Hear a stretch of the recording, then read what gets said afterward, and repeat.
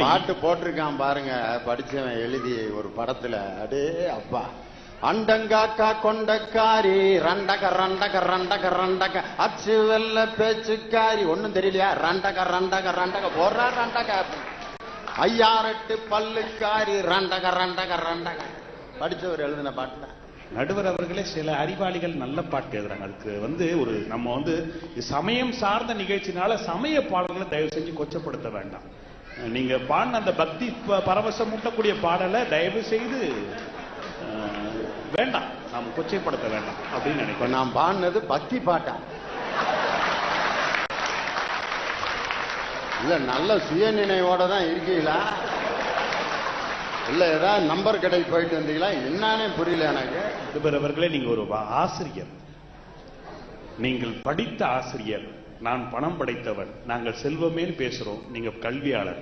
இருந்தாலும் நான் உங்களுக்கு சொல்ல வேண்டிய காலகட்டாயத்தை நிறுத்திட்டீங்க. நல்ல பாட்டு. அண்டம் காக்கா கொண்டக்காரி, அண்டம் என்றால் உலகம், உலகத்தை காக்கின்ற கொண்டைக்காரி மதுரை மீனாட்சி அம்மனை புகழ்ந்து பாடிய பாட்டு. ஐயாரெட்டு சொல்லுக்காரி, 5 எழுத்து மந்திரம், 6 எழுத்து மந்திரம், 8 எழுத்து மந்திரம், சரவணபவ நமசிவாய நமோ நாராயணா என்று இத்தனை சொல்லுக்கு சொந்தக்காரி. உங்களுக்கு என்ன குழப்பம்? உங்களுக்கு என்ன குழப்பம்? ரண்டக ரண்டகன்னா என்ன?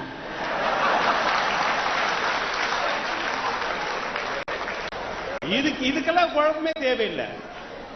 சிவன் வீட்டுல சிவனுக்கு 2 பொண்டாட்டி, அந்த வீட்டுல 2 அக்கா இருக்காங்க. முருகனுக்கு 2 பொண்டாட்டி, அந்த வீட்டுல 2 அக்கா இருக்காங்க. பெருமாளுக்கு 2 பொண்டாட்டி, அந்த வீட்டுல 2 அக்கா இருக்காங்க. எல்லா வீட்டுல 2 அக்கா 2 அக்கா 2 அக்கான்னு இருக்கா?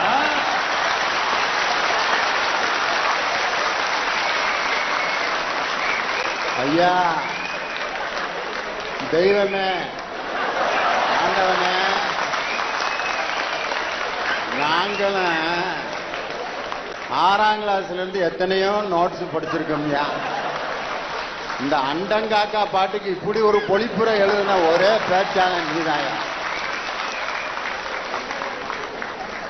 எனவே படித்த கல்வியாளர் கூட